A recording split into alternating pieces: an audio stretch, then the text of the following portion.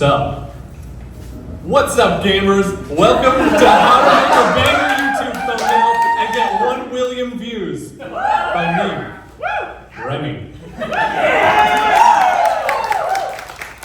You're not YouTubers, but you are game developers. And what do game devs need?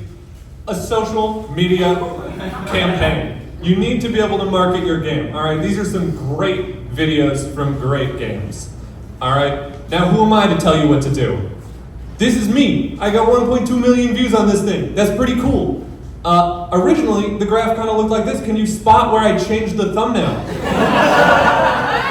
That's right. Here. The algorithm can take a while to notice that a video is good, and then it can keep remembering at random. So some thumbnail design principles, right?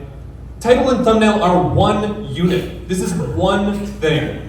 You cannot separate them. The picture on its own is nothing. They are together. Great. Title and thumbnail are one unit. You should always think of the title while you're working on the thumbnail. Test your thumbnails. This is a website called thumbsup.tv. You can look at how it's going to look in any format. Do this.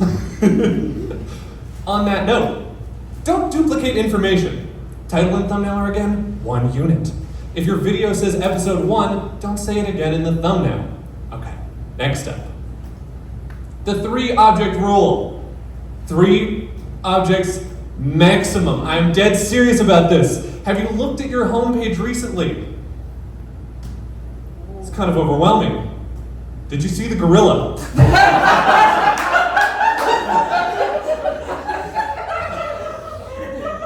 3 things or less. We got a guy, we got text. We got 3 things, we got 2 different pieces of text, we got a background. Cool. Third, the overall goal of a thumbnail is to spark curiosity.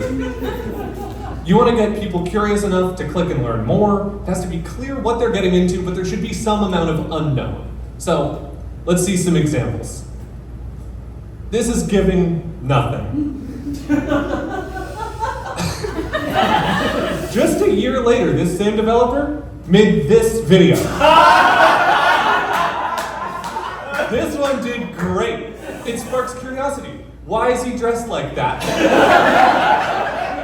What kind of physics engine is this? I want to see this. It's a great video.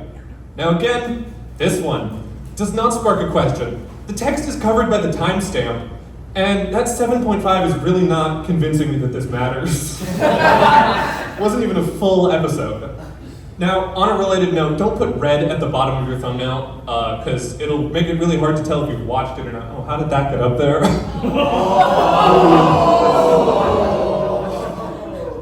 All right, here's another, this is a classic example of what people do when they don't know what they're doing, is they just go in, and there's a lot of duplicate information here. You can see we've got the 2 in 2 places, we've got the number in 2 places, it says FPS twice, there's way more than 3 elements in each of these.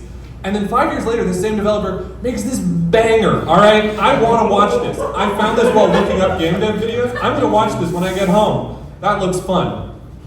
Here's another guy who's making a really cool game. I've been keeping up with their stuff. A lot of their videos get a few thousand views. But this one really popped off. Now why?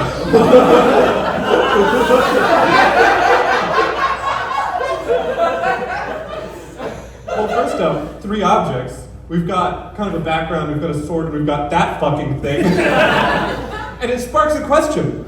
What is that thing gonna do? This was my original thumbnail for that shader video at the beginning. What was I thinking? There's nothing, this is giving nothing. What are you gonna get when you click on this? I don't know. I changed the thumbnail, the same exact video got 1.2 million views. I went through a lot of tests. You got to test, retest. I did A/B testing and all this. So in summary, 3 object rule, less is okay, never more.